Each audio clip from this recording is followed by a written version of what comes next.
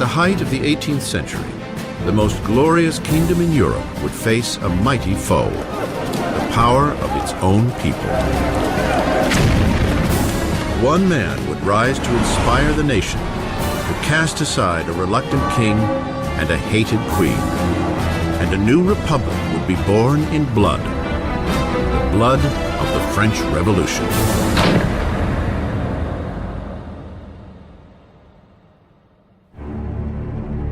(1794), France's Conciergerie prison, an impenetrable fortress on the banks of the Seine River.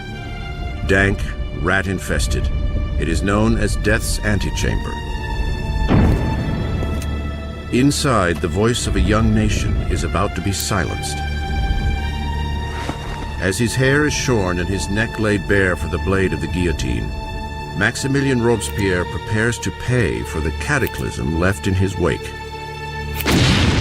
The explosion of events that became the French Revolution.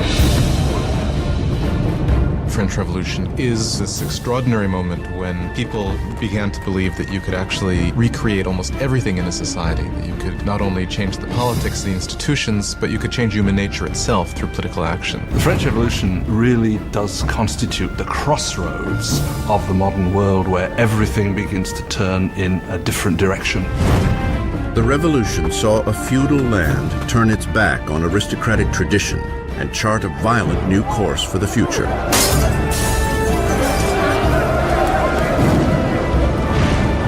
It would shake the very foundation of Europe, and its impact would be felt across the seas.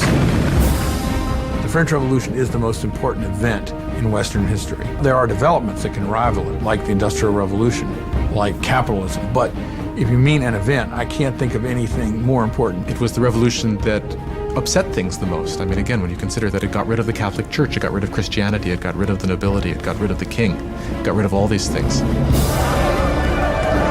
The French Revolution would bring bread to the poor, democracy to France, and would establish a whole new order of society. But progress would come at a price. It was really a moment of extraordinary hope, extraordinary ambition, and then it turned into this most horrific tragedy.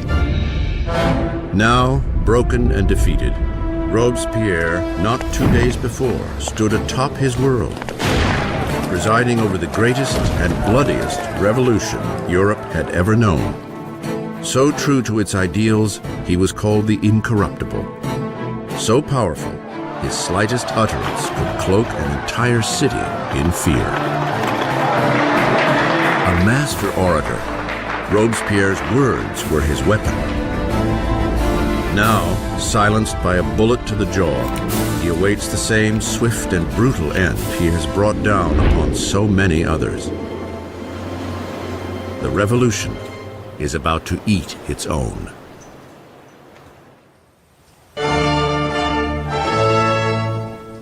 No one could have foreseen the turbulent times ahead on one spring day in 1770. The Chateau of Versailles fills to its gilded rafters with the glittering crowds of the royal court. Completed in 1682, Versailles was the crowning masterpiece of King Louis XIV. To put some distance between himself and his subjects, Louis XIV transplanted the capital of France to this small town 12 miles west of Paris, where he had built the most magnificent palace in all of Europe. For nearly 100 years, it has been the seat of the nation's unwavering monarchy. And today, it is host to a very important wedding. King Louis XV's grandson, Prince Louis Capet, next in line for the throne, is about to take a bride. Just 15 years old on the eve of his wedding, Louis Capet is bashful and hesitant, with few of the characteristics expected of a future king, much less a husband. Louis was this pudgy, shy, painfully inadequate 15-year-old with absolutely no social graces at all. Louis XV's mistress, Madame du Barry, called him a fat, ill-bred boy. Basically, he was just a schlub. It was very hard for Louis to come to decisions. He dithered incessantly. He was always ready to be persuaded by the last person he had talked to. Again, those are usually not considered good leadership qualities. Louis's marriage is a political union between Austria's royal family, the Habsburgs, and his own, the Bourbons. The wedding symbolizes the end of an ancient rivalry and the beginning of new regional ties. The young bride-to-be arrives in France, a wide-eyed and pretty 14-year-old girl, Marie Antoinette. Marie Antoinette is an Archduchess of Austria. She's the youngest daughter of the Empress Maria Theresa. And she comes to France as part of a marriage deal which represents a great reversal of alliances whereby for the first time in living memory, France and Austria become allies rather than enemies. Marie comes to France as a political gesture, but as a teenager, she has little interest in political affairs. Well, when Marie Antoinette came to Versailles, she was very young. She didn't know a great deal about the country she was coming to. She didn't know about the customs. She didn't know about the court. She was certainly a headstrong girl, a very lively girl, but she was still a girl. When Marie Antoinette comes to Versailles, she is just a teenager. She is blonde with blue eyes. She is pretty, and she likes being attractive to people. And she comes with the intention of winning over her husband and her new family. On the night of the wedding, there is an ominous storm. But inside, the grandeur of the ceremony lights up the palace as the newlyweds make their way to the royal bedroom. In an age-old ceremony to encourage the conception of an heir, the king's courtiers are present as the awkward young couple is revealed in the marriage bed for the first time. The crowd is delighted and expectations are high. But once the curtains are drawn, it's clear that an heir will not be so easily produced. Louis was not only not interested in ruling, Louis wasn't particularly interested in loving either, and he paid her no attention on the first nights or even further into their marriage.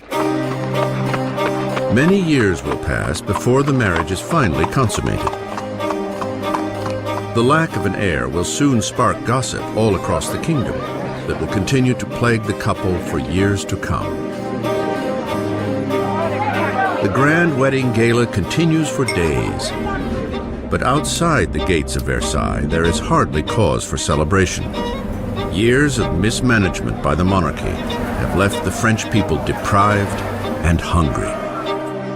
Nearly a decade earlier, King Louis XV lost the 7 Years' War, battling Great Britain over territory in North America. The ill-fated conflict all but bankrupted France of money and prestige, leaving the country's coffers drained, even as its population is growing bigger every day. With diseases like the plague a distant memory, fewer people are dying, but more and more of them are hungry. France grew from 20 million to 26 million in the 18th century after having grown only 1 million in the preceding 2 centuries. That put tremendous strain on what was there, and so there was a lot of anxiety.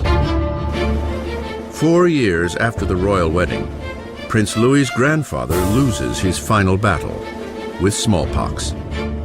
Louis XV dies a defeated and unpopular king and leaves behind a country on the brink of chaos. In a lavish ceremony, young Prince Louis inherits the throne and is crowned King Louis XVI. Despite his insistence on a grandiose coronation, Louis is all too aware that he is woefully unprepared for the job. Louis XVI, the moment his grandfather dies and it suddenly is clear that he's king, he doesn't know what to do. He feels as if the world is falling in upon him. So although he's been educated in the full expectation of becoming king, he doesn't feel ready for it. For a kingdom in crisis, Louis XVI is the worst man to have on the watch. The 20-year-old king prays, "Protect us, Lord, for we reign too young." Ensconced in their royal apartments in Versailles, Louis and Marie begin their promising new lives as young monarchs, while only 12 miles away in the city of Paris, another new era is dawning, one that is on a collision course with the monarchy itself. It is a dangerous new age of ideas, the age of enlightenment.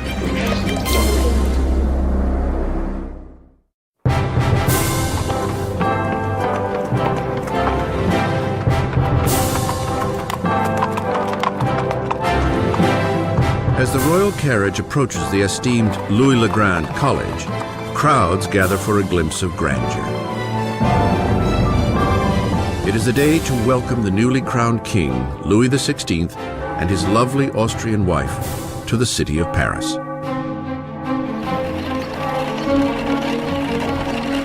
And at the head of the welcome party is a promising young law student, Maximilien Robespierre. When Robespierre was a schoolboy, the king visited the college and Robespierre gave a Latin address to the king. So he actually spoke to Louis XVI when he was a teenager. As Robespierre respectfully delivers his Latin soliloquy, the king hardly notices the boy. But years later, their fates will again intertwine under very different, much darker circumstances. It was one of these rituals that take place in every school, and yet, of course, it was so charged with irony, because here you had the young Robespierre reading this discourse in honor of the man he would later kill. For now, the welcome is warm and the flattery sincere. The visit from the royals may have won the hearts of the people, but their minds are leaning increasingly in an entirely different direction. Since the Middle Ages, European society had been broken into three distinct classes, dictated by birth. There was a great divide between the wealth of the nobility and the clergy, and the poverty of the peasants. Then, at the blossoming of the 18th century, reason and science began to challenge this age-old tradition. Swept up on a current of innovation and new literature, Paris now radiates as the philosophical center of the world. The city pulses with a great flourishing of knowledge, a shining beacon of possibility. It is the age of enlightenment. The Enlightenment is a movement which says don't trust authority, don't trust anything that you've been told by anybody else at all. Think it out for yourself, test it for yourself. In old regime Europe, you were told what to think. You were given information from above by your rulers, by your priests. And so the idea that you could map out all of human knowledge and then have access to it was revolutionary. In elite salons across Paris, aristocrats gather to discuss Enlightenment authors and the burgeoning age of reason. Voltaire, Rousseau, fresh voices who champion liberty, control of one's own destiny, and above all, equality. The passion for this new literature is highest among the upper class, but as Enlightenment ideas take root at all levels of society, the drive for equality will begin to threaten the aristocratic way of life. What makes it dangerous is it means you will eventually question, why are aristocrats the ones with privilege? Can't we change the world to make it a better place? Isn't progress possible? All of that will eventually undermine the idea that monarchy is natural, aristocracy is natural, and hierarchy is natural. To see Enlightenment ideals in action, one need only look across the Atlantic, where the Americans are fighting for freedom from France's old nemesis, Great Britain.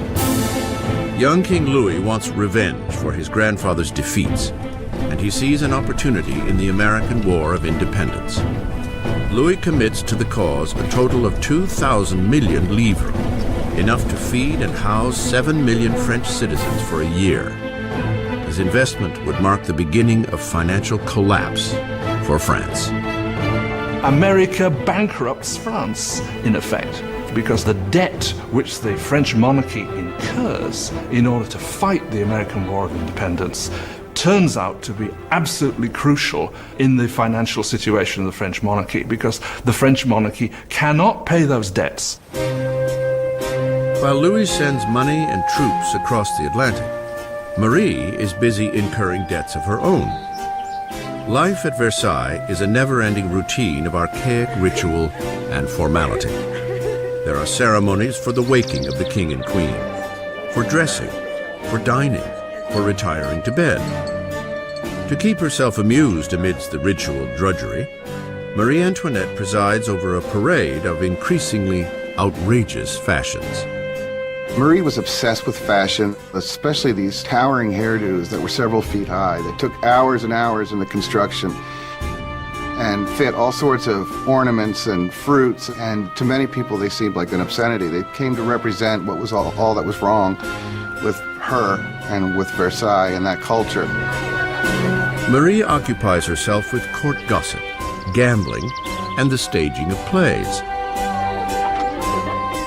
As her expenses accumulate, Marie earns the nickname Madame Deficit. Marie is given the name Madame Deficit as the country is in economic chaos, and she continues to spend as if nothing's happened on dresses and jewels and shoes, and she was the Imelda Marcos of her day. Of all the debts Marie incurs, the greatest is what she owes her country, an heir to the throne. In the 7 years since their marriage, Louis and Marie have yet to produce a child. Marie finds herself in an increasingly humiliating position. The job of the Queen is to produce a male heir. It's absolutely essential for there to be a son. And during that time, people criticize, people are dissatisfied, people say the king should never have married this Austrian archduchess, and now she can't even produce an heir to the throne. Marie is desperate.